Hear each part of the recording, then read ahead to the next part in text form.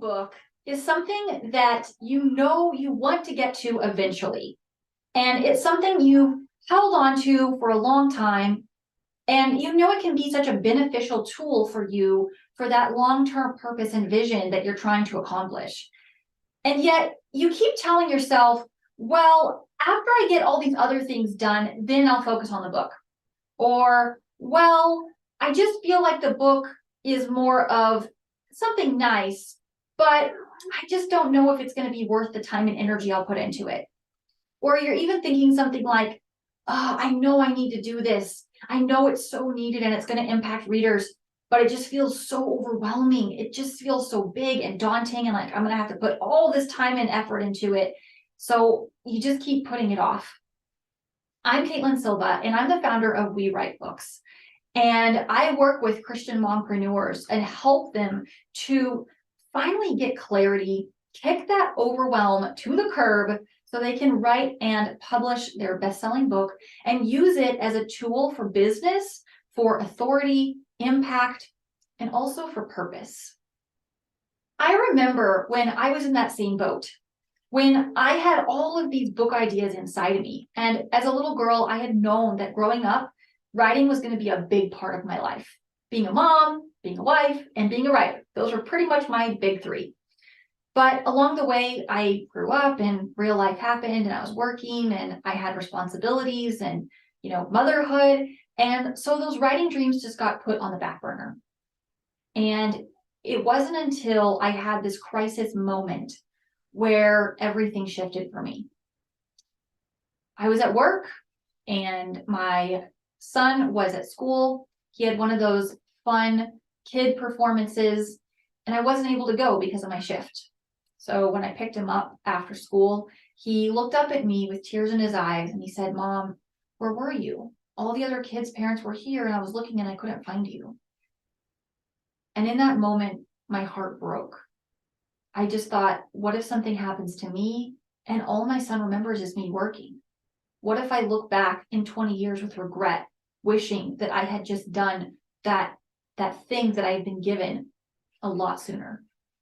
So I went back to those old book ideas and I dusted off a manuscript and I stopped making excuses. I stopped putting it off for the someday of mythology. And I decided I was going to make it happen. I was going to figure out what I needed to do to accomplish that goal. And that's when everything really shifted for me. Suddenly, all of those things that had formerly been in the way were no longer in the way. Suddenly, all of those self-doubts and those inner struggles and trying to figure out where to put things and move things around and if I needed to rewrite and all of the things kind of started to fade away. I started to understand my own writing process. I started to understand the value of my story and my books being put out in the world, regardless of other books out there. And I started to realize that they were needed, that they were valuable, and that they were actually impacting readers' lives. On the fiction side, and later when I started publishing nonfiction on the nonfiction side as well. And as I grew and I mastered that process, I began to understand more deeply what that really looks like and the value and importance of books. I think people don't recognize the massive amount of people that are still reading, that love to read, that are getting so much value out of books to this very day. And if you're continuing to let your book just stay in your head stuck, you are not only missing out on that impact and that potential, but it's also withholding that shift that book could make in someone else's life. That there is someone out there who is waiting for your book, who needs your book in order for them to be able to accomplish the things that they have in their life as well. So today I want to really encourage you and also share with you one thing that will help you stop putting it off for someday and instead start making progress on your book. And that one thing is, it doesn't have to be perfect. It doesn't have to be 100% figured out. What needs to happen is you need to take a step of faith. You need to submit the book to the Lord, lay it at his feet, and trust him, and then take that step of faith.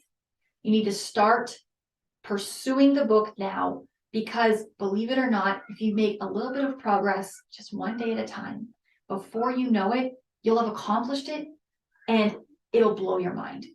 It actually doesn't take hours out of the day. It doesn't take the massive amount of time and energy commitment that it feels like it'll take, because it's become this big thing in your head, when in reality, it's really not. So I want to invite you to consider taking that step of faith. And if you would like to have some guidance on getting more clear, really crafting a roadmap step by step through the process so that you can continue to make that progress and feel confident in the direction you're going and feel set up for success as you're going about it, so that you're not just throwing something out there or feeling overwhelmed, then I'd love to partner with you and just help you do that and guide you through those steps. So I'm going to leave a link for you in the comments below where you can book a complimentary bestseller assessment. And this is just an opportunity to chat with me and just get that oversight in that one-to-one conversation to get guidance and feedback and support. It's no pressure. Either way, I will give you my best recommendation on the next steps so that you can start pursuing this goal and fulfilling that vision through the book that God has given you, as opposed to continuing to put it off, knowing that this is something you really need to do. I can't wait to connect with you, because I know that your book can change a life.